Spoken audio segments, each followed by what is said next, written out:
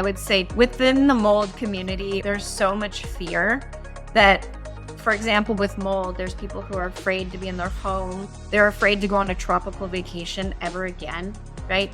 If you really believe that you're too scared to live life because of something coming back, that's not a way to live. I just want to take a brief aside before we go on our next topic, because you hit on something that really grinds my gears when it comes to the health world, is that there's so much pushed on fear, right?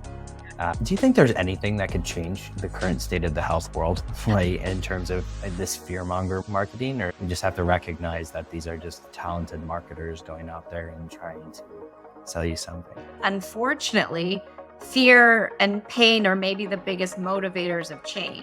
That's true as well.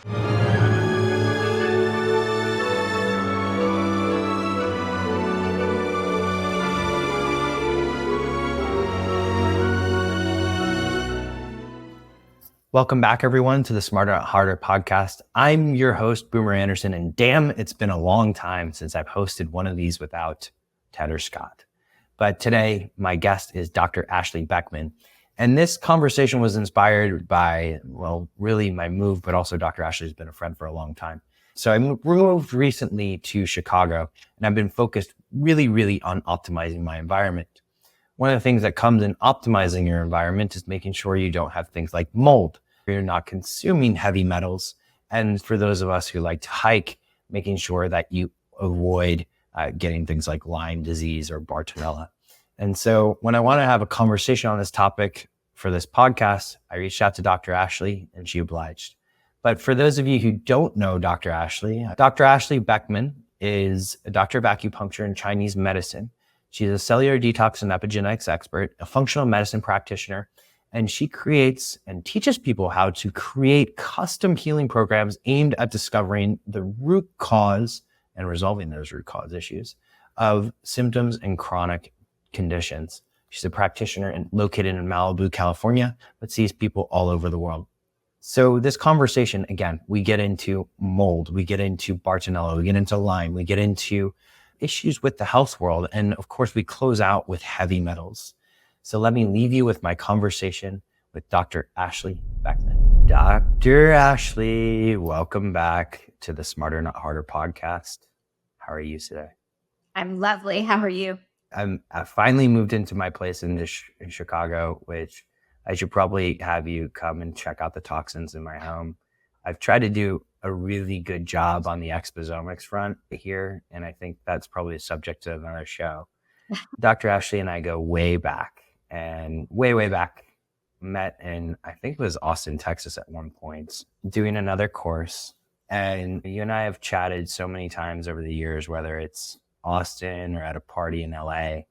Would love to just kind of get to behind, because I actually don't know the answer to this question. What came first? Was it toxins or was it acupuncture? And how did one help you find the other? Maybe like 15 years old or so, I started noticing that I was getting a lot more headaches and things when my friends would hug me with perfume or just things like that. You know, I didn't like laundry detergent smell. And so I started to just wonder why I was a little bit different. And as a teenager that was female, I was very into food.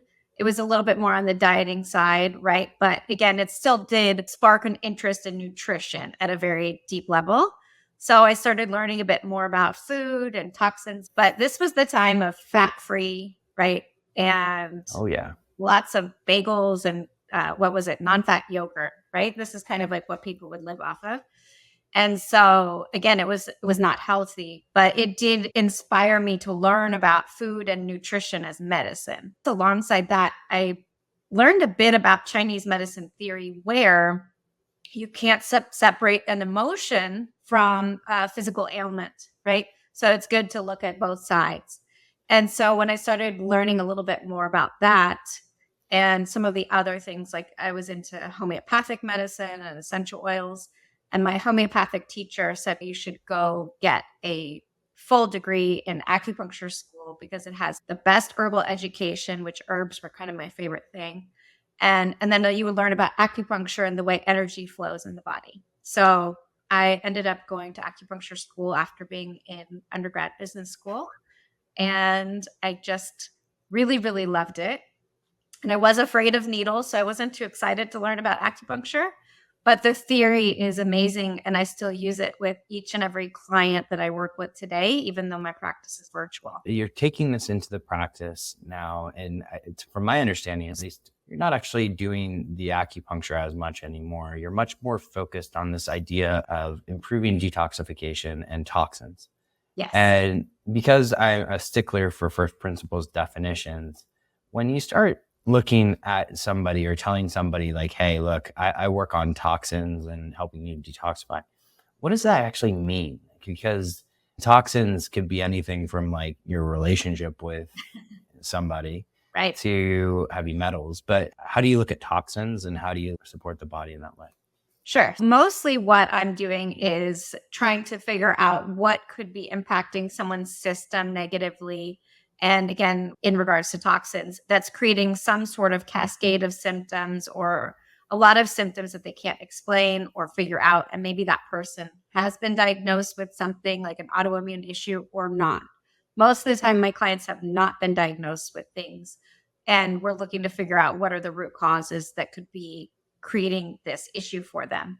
So this is where I look more at specific toxins like mycotoxins, heavy metals, parasites give off toxins as well, and then an overabundance of either yeast or fungal or bacteria or viruses in the gut or in the body. So again, a lot of these microorganisms can create toxins that our body gets overwhelmed by. And then again, our environment, I'm in Los Angeles, so I have a lot of pollution. But again, a lot of people have really high levels of pesticides, and then that can really impact them as well. So we're looking at environmental toxins, plastics, forever chemicals, things like that. And again, I wish we were able to boil it down to one thing for each person, but all of us have quite a variety of levels of multiple toxins. And some people handle it better than others. Usually my clients are the ones that are not handling it well. And we're trying to figure out kind of the order to work through those. But first, we identify them with testing to see what's going on. Okay. So there's a lot to unpack there because I think the average person, especially, I live in a big city. Everybody listening to this probably is tangential to a big city in some way. Maybe you're not, in which case then good for you. But those small country towns, though, with lots of pesticides growing crops, those are some of the worst too. Yeah, pesticides, parasites from most types of places. I think some of the most, using a 1980s term here, gnarly parasite I've ever had came from a town in Argentina, right? And it wasn't, maybe Chile, but it wasn't really pleasant. If you're in this modern day society, which by listening to this, your exposure to toxins is much more elevated than it was for your great grandparents or even further down that line. And so if you have this sort of crazy gamut of toxins to deal with, what's the common misconceptions that you hear about toxins? And I want to kind of lay out 3 specific examples for people, but just sort of at a high level, those common misconceptions. One, I'd say that is very common since I work with mold toxins a lot. Mold doesn't make people sick, right? So that's something you hear all the time. Another one is that our body knows how to detox on its own perfectly fine, and it doesn't need any help. So that first one, mold, people might be making that argument because of penicillin. I mean, maybe, I don't know. But also when you start looking at, let's say the body does this naturally on its own, I'm assuming that most people these days need some sort of support when it comes to detoxification, probably just due to the quantity of toxins that we're going for. And so why don't we dive into that first one you mentioned? You gave me a perfect segue there, Dr. Ashley, and I want to go into mold. And the way I want to frame this is a little around the detecting side of it first, because some of us may say like, hey, mold, I've heard of it before. I personally am allergic, have had pretty interesting experiences for it. But what does detection look like, both from maybe even a house detection way, but also a personal laboratory results detection? So if you're looking for it in the body, right, there are a few ways to check for it. I utilize a urine mycotoxin test, which is pretty easy. But again, there are some companies that check for more types of mold. So I tend to go with the ones that are more comprehensive. Vibrant America is my lab of choice. Mosaic is also one, but they check for quite a few less, almost half the markers. So I don't use that unless somebody comes with it already. But if I do their retest, I'm going to use the Vibrant America one. And then again, there is another lab that can check for your antibodies to mycotoxins, and that is a blood lab that's actually a little bit more new. I don't utilize that one very much, but those are the two ways to check for mycotoxin exposure in the body. Unfortunately, you can't tell if this was from many, many years ago, which a lot of times people are reacting even to things that are from their childhood home, things like that, or if you're in a current exposure, right? So unfortunately, there's not a great test to differentiate that at the moment. And then when you have it in your home, which is I've moved from a home with it because it wasn't going to be remediated by the owners, which is, their choice. But you really need either a building biologist or a really good mold inspector, because you want to have visual inspection, air samples, surface samples, and then if somebody needs to go a little bit deeper, then you can do that. And if they need to go into a wall cavity or things like that. But just an air sample isn't going to help you that much because a lot of the things are not always airborne. And then just doing a visual inspection, you're going to miss some things. And there's a test called an URMI, which is, again, a different type, which is a dust sample collection. And again, there's just flaws with all of the testing. So that's why it's important to really work with a professional who will utilize various forms. Now, I maybe want to get into symptomology here, right? Because a lot of times I'm imagining you have the case too, like people aren't aware of what they aren't aware of. Right. And when you have an above average amount of mold in your body, what does that look like? Is it just fatigue? Is it brain fog? Is it all the above? Sure. So please hit us with it. Yeah, there's a lot with it. So the thing that's really interesting about mycotoxins is they can affect different organ systems, right? So the most typical thing people think of would be maybe getting sick a lot, chronic sinus infections, ear infections, respiratory, asthma.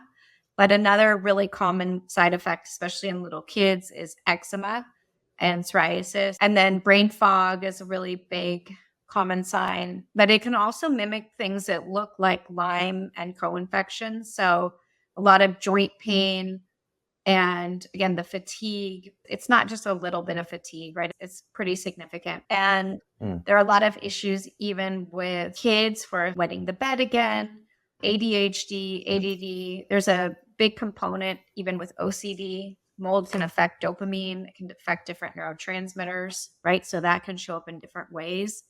Anywhere from like maybe OCD to attention issues to rage, and it can be implicated also with PANS and PANDAS for little kids, right? Because the mold, the biggest issue with it is it suppresses the immune system, which then allows things to be either reactivated, very common with Epstein-Barr, chronic candida, SIBO.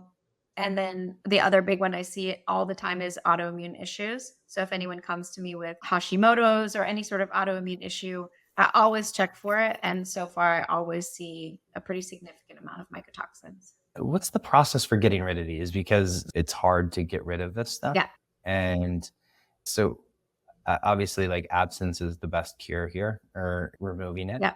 Let's take a person who their labs show up and they have excess amount of molds. Yes. What type of things are they doing in order to, I know it's not chelation, but get rid of the mold out of their body? Sure. So a binder helps. There are some people that use the more traditional binders that are charcoal based or bentonite clay based. I tend to use fulvic and humic based binders. If somebody's extremely sensitive, then I might use a Takasumi charcoal binder at first. But the other binders that are more fulvic and humic, they're not as depleting and they have other good minerals that you're also adding in. And then in addition to that, you want to make sure and be supporting, if you need to support methylation, if you would need to support liver and gallbladder, the bile has a big piece in this. So we always want to use something to help with bile. So maybe TUDCA or bitters and things like that. I do like using glutathione for mycotoxins if someone needs it. Generally, people might. And then again, just customizing it to the individual based on their current symptoms, right? So if they've reactivated Epstein-Barr or Lyme, I might use some cat's claw and some other things too, because you want to help the symptoms along the way as well. Because it's a long process. Generally, it's about a year or more. So let's say you get your Vibrant America test back and you're like, oh my God, mold is through the roof, right? And, everybody in this day and age wanted a solution yesterday. And so you're managing your client and it's going to be a year. Minimum. Yeah, a year at minimum, right? And so during that time, the client expecting Herxheimer reactions, those types of things. And I guess the binders will help manage some of that. And I am very cautious with it, right? Like I'm not trying to push the envelope and trying to make you detox as fast as possible, because a lot of times that can slow down the process. Even though they think and they want to do more, it often makes it worse. So again, it's super individualized, but my goal is to not have Herx reactions if possible. Let's touch on that. I want to double click on that for 1 second, Ashley. What is accelerated push? Because I assume that there are other practitioners out there that may be advocating more of an accelerated push out of mold. Yes. So it produces the Herxheimer reaction. But when you say it's actually making things slower, what does that look like in practice? Oh, sure. So a lot of times people want something faster, stronger, and they think that that will solve their problem. But a lot of the times, if you're feeling the Herxheimer reaction, that is a sign that your system is overwhelmed from the toxins that are now kind of flooding your system, and it doesn't know what to do with that. So then you're going to feel extreme fatigue, joint pain, massive headaches. That could be just some of the most common ones. And so to me, if I have put you in that state, I've pushed it too far for you, right? Because this is a long marathon, not a sprint. This isn't a 10-day metal detox you picked up in a box, right? Or a 10-day juice cleanse that you think will solve every problem you have. Oh, that's another question for another time. So because we're going to be doing something for a year or 2 years, slow and steady for me is the way that we're going to go, right? You want to keep your system basically in a good place and not super reactive, because if it's so reactive, then you usually have to pull back from everything entirely and let it calm down and get back to homeostasis. And again, because this is so long, you have to be able to work and function and play with your kids, do all the things for these 1 to 2 years. So this is not the time to be thinking, oh, I'm going to just get in there and do a bunch of IVs and ozone and all the pushes and things. Everyone always says, oh, no, don't worry. I can do this much faster. We can knock this out in a few months. I'm like, no. I wish I would have talked to you 10 years ago when I started going down that route. We talked about useful tests. Yes. Talked about what not to do for mold. I want to now take the conversation over to the Lyme route first. Sure. Lyme / and sometimes that often it gets jumbled into this conversation as Bartonella. Yep. Let's talk sort of what they are in symptomology, because Bartonella is something I've had less exposure to. I've certainly heard about it through some of our practitioners. Right. But Lyme, growing up in Pennsylvania, was like, you got a deer tick and immediately I got a course of doxycycline, right? You see the deer tick, you get doxycycline. Yeah. Fortunately, it doesn't appear that I've had any long-term issues with that. But when we're talking Lyme and Bartonella, what exactly are we talking about? How does that surface when you're talking to a client? Sure. So most of the time when I'm talking to clients and I get a good history from them, then I can see if there are some symptoms to me that would warrant getting a very comprehensive Lyme test. So the traditional Lyme tests are not very good at all, right? So the one I do really like, Vibrant America's tick-borne test. It also includes some other infections, so some other viruses that can be common as well. But traditional Lyme testing is not reliable. So even when clients come to me and they say, oh, I got tested for Lyme, depending on what they got, I don't think that's a very reliable bit of information. And especially if they still have a lot of symptoms of migrating joint pain, which is very big, especially when it's in knees, hips, ankles, elbows, joints, things like that are larger. But the big thing too is migrating, right? When someone says, oh, I have neck pain, and then the next day it's in my right ankle, and then the next day it's over my left knee, right? There are a lot of kind of classic hallmark symptoms. Bartonella is a co-infection, which just means it's one that is still kind of in the Lyme family and common if you are bitten by a tick. They can transmit multiple diseases within one bite because they are carriers for multiple pathogens and co-infections. So Bartonella is a very big one. The part that's not great about Bartonella is it has an affinity to the heart, right? So there's something called Lyme carditis, which Bartonella can create heart attacks and things like that. So chest pain, like just heart issues, right? So if someone has any sort of heart issues, my thoughts go, let's check out Bartonella and Lyme and see if it might be a piece of the puzzle. So one thing I do love is that there are great herbs for Lyme, right? Like there are herbal protocols that I use, and there's homeopathic series kits, which I have used for probably about 20 years. And I really like them. But again, it's not just one way to work, right? You have to layer on homeopathics, herbs. So my personal story with Bartonella is that I had just heat pain. Like another thing is you can get these strange sensations on your skin. And Bartonella often shows up on the foot. For some people, as foot pain, or for me, it was just heat that was happening like every 30 seconds. And it wasn't horrible, but it was just unusual and a new symptom, right? I think anybody that's had any sort of chronic thing, whenever you get something new, you're just wondering, wait, no, this is not my normal Another thing? Yeah. Yeah. So this was a little weird and I wasn't pleased, but it was in the middle of me doing a pretty long and lengthy mold and Lyme detox. So in your own practice, do you see the brain inflammation come up in other metabolites like hyaluronic acid or something like this as well? Or are you relying predominantly on these Vibrant America tests you mentioned? So the organic acid test has some markers to look at, but I utilize more of the pathogens to see where their potential issues are, right? But there are different ways to look at it. And I think it's our world as well now is a lot more things are going to brain inflammation, right? There's the big gut-brain connection, of course, but it's like the clients are more and more sick. It's not as much, there's still plenty of autoimmune issues, right? There's tons of metabolic issues, but I feel like it just keeps progressing to worse and worse things, if that makes sense, right? Like so many things now are contributing to more of neuroinflammation, and those are my clients who just bogged down by that. So I want to take a step back here, going back to my little Pennsylvania growing up story, or just anybody hiking in the woods, right? Yep. You have a friend here in Chicago who's terrified to go hiking because the last thing he wants is a tick bite. How do you discern like a normal tick bite from one that results in Lyme? And what are people doing wrong when it comes to this? Because I mentioned earlier doxycycline, which is kind of the traditional way when it comes to these things.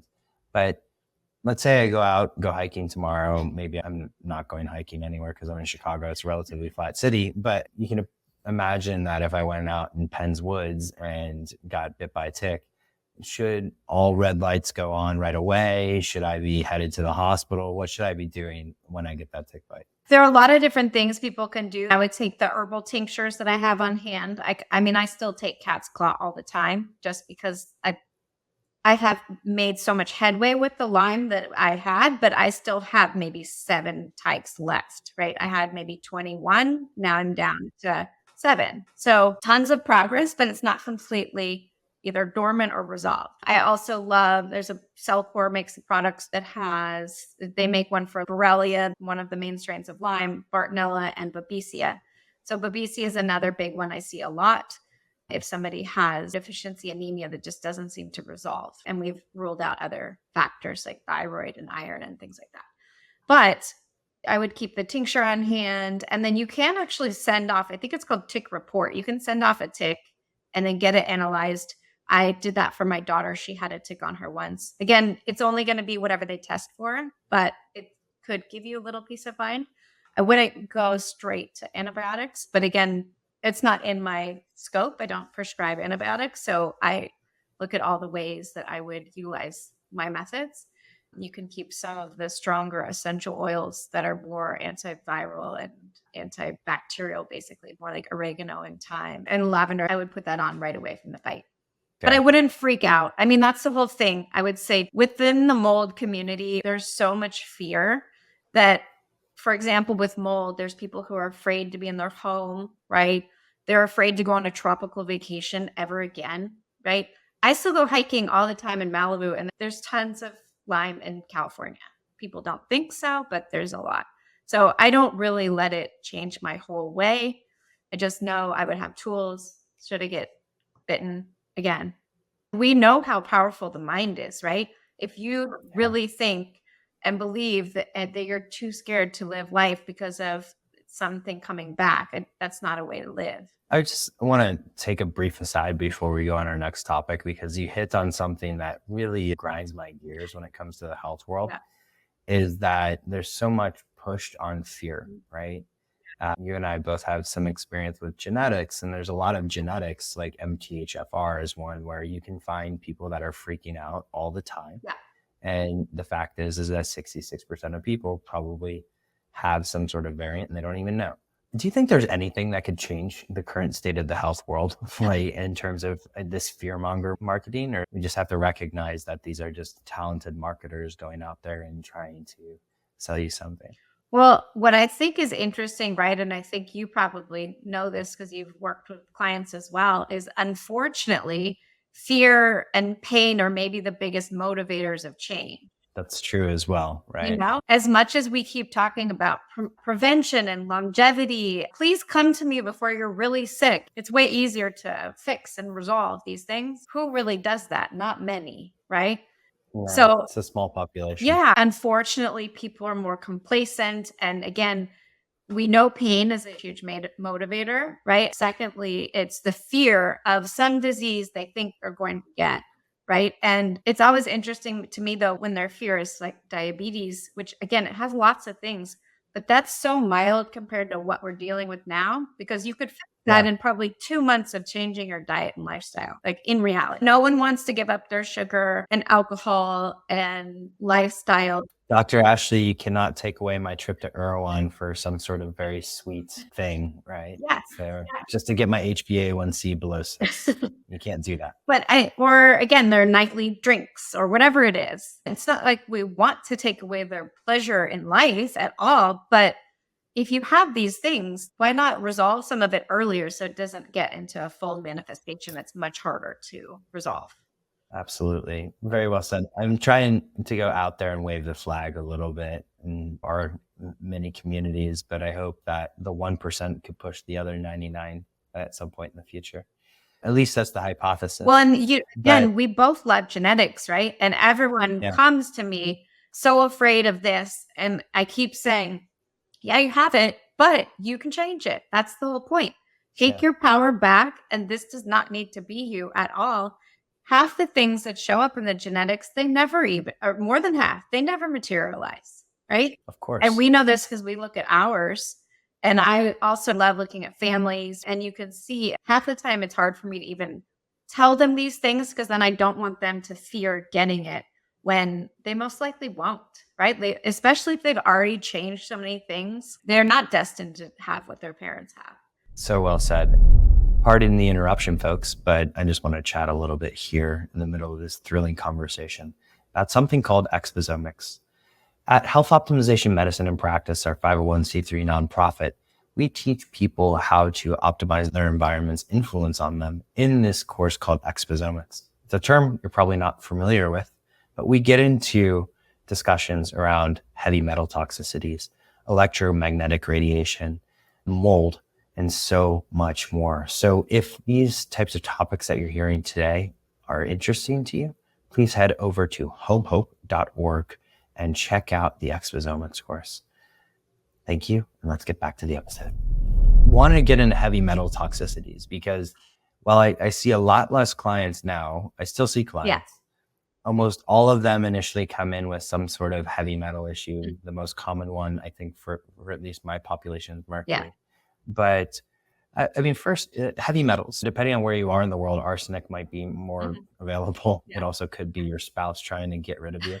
I would love to just hear how many of your clients come in with some sort of heavy metal issue. So I see actually so much less heavy metals than I used to, right? I don't know, maybe because I'm in LA. They've just been seeing you for too long. Pretty much, it used to always be the avid sushi eater, right? They think sushi is the healthier option or fish. So then they're eating it 2 or 3 times a week. And it really is a quick trip to very high mercury, right? I think at least maybe out here on the West Coast, heavy metals is an old player in the game. It's been around a bit. They're maybe heard of chelations or detox, but I still see it. It's just not as common as it used to be. It's a huge thing because a lot of the clients that do have it, they often have multiple types of metals and it's really impacting them. They're also quite worried about Alzheimer's or just other neurological things as they get older. Yeah, I think one of the people that comes to mind when it comes to heavy metals, at least he was a good person to advocate for getting tested for this, was Tony Robbins. Because I remember hearing the story about him having this ridiculously high mercury level. And I've had several friends with ridiculously high mercury levels. And then when it comes to the multi-spectrum metal issue, right, I see less of that now. I want to dive into getting rid of heavy metals because I think there are instances where like chelation may make sense for people, but maybe you can speak to try and convince me not to do it as if I was the person 10 years ago who was actually doing this. You hear about chelation as a method for getting rid of metals, pluses and minuses of that. Sure. So chelation is really hard on the body, right? It's really, really hard on the kidneys. Again, this is basically you're taking a substance that is going to try to push these metals out of the organs and tissues and into the bloodstream so that you can excrete them through urine. It feels kind of barbaric to do it that way to me now because we have other ways that are much more gentle. It's still very effective. It will take longer, but then you don't have the potential of really overwhelming kind of the kidneys, especially in the liver. I use fulvic and humic binders, but heavy metals I work on probably 6 months in. We set the pathway of working on cleaning up some of the gut. We're working on mycotoxins. And then in the middle here, we have parasites. And a lot of heavy metals live in the parasites. So if you don't work on that parasite piece first, you're skipping over a very important part, right? And by killing a bunch of the parasites, you will get rid of a lot of metals that you won't have to kind of purge in a different way. But you also need to prime your body for a while to be able to handle the environmental toxins and pesticides and metals I work on near the end of somebody's protocol. And they are just more disruptive. That's where you get a lot of this weight gain and puffiness and headaches and migraines and more joint pain. You really need to prepare the body for that.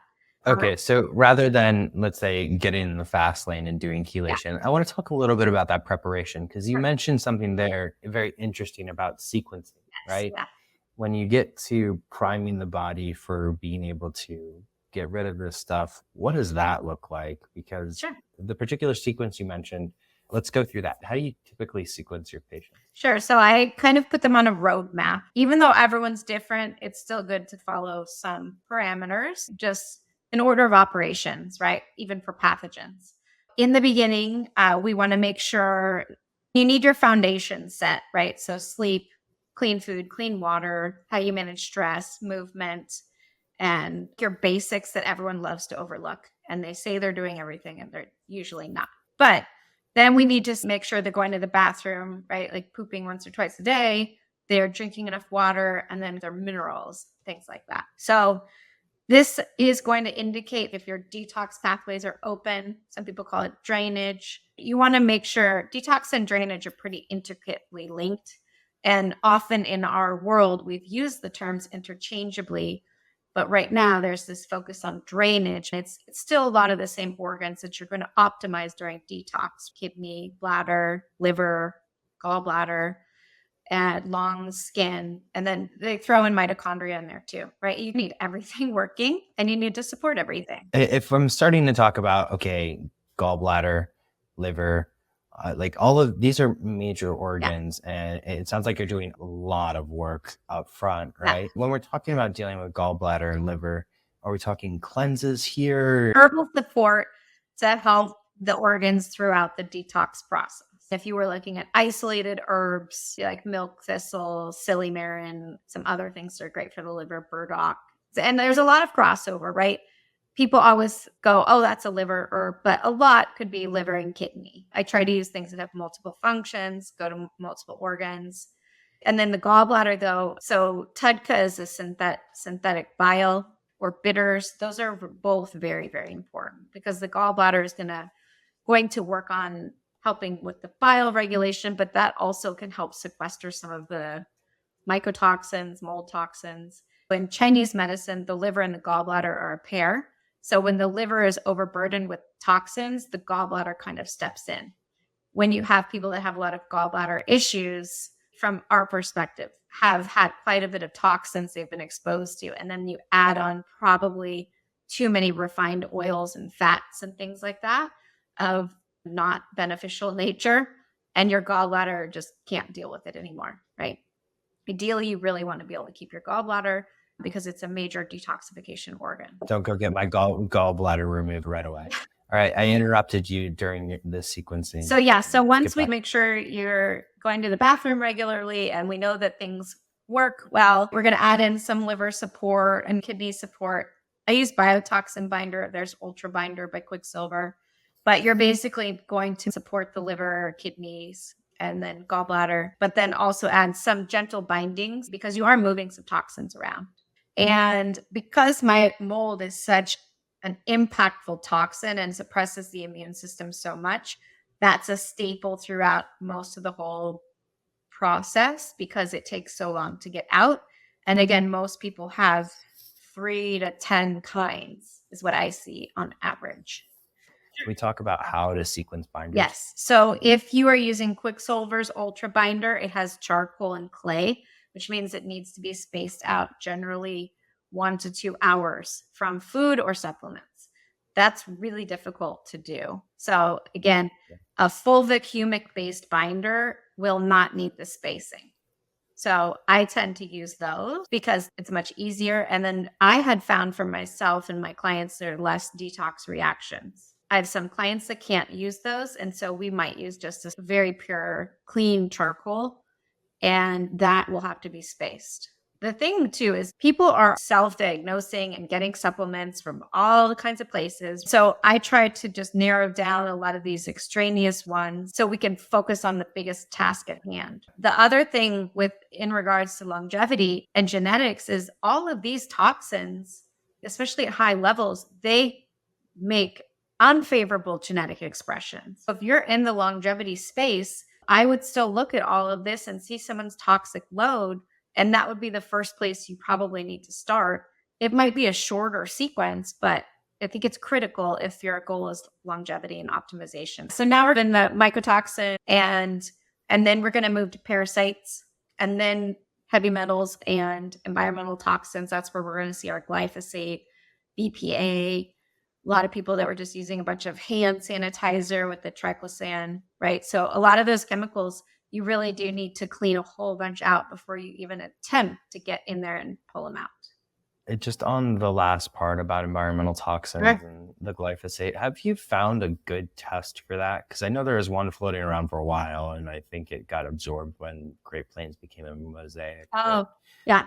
I still use Vibrant America's. They have a total toxin burden, which is mycotoxins, heavy metals, and the environmental toxins, and their glyphosate is included in that with some other mostly different types of pesticides, organophosphates, and a few kind of more things that are in pollution too, or in some of the things that are just in our air that are more like rocket fuel byproducts and things like that.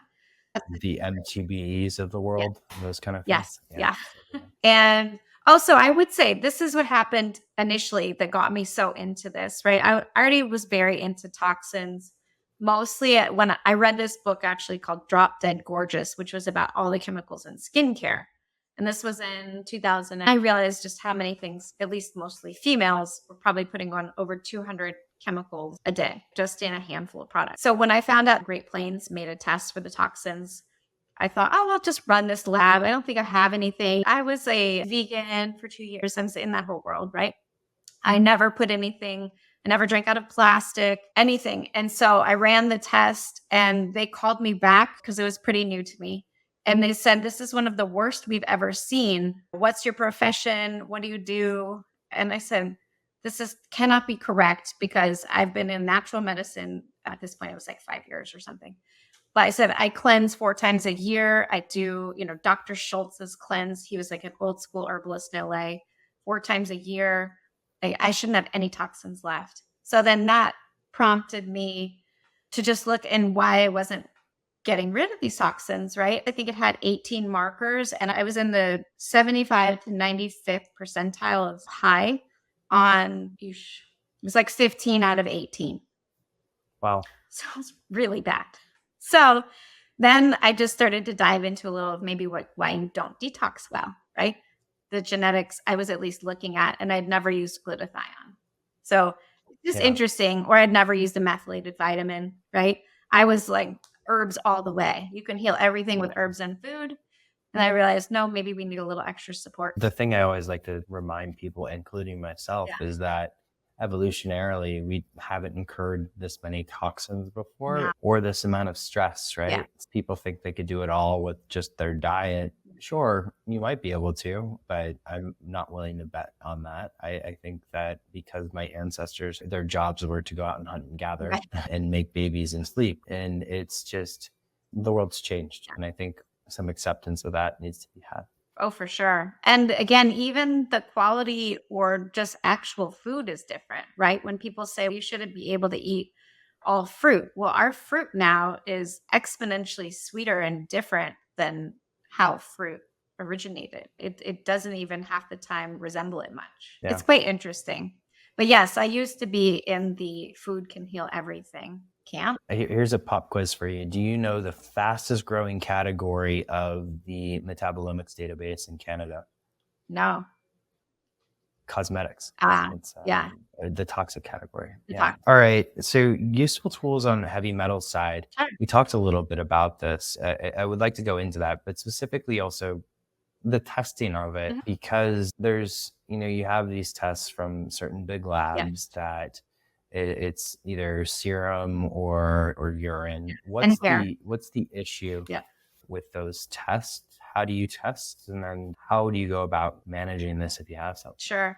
So the testing, there's different ways to test, and they all have their benefits and their downfalls. I do still use a urine test, and I don't do it provocation challenged. If they're brand new client, you don't know if they're sensitive or not, even if they might think that they're okay.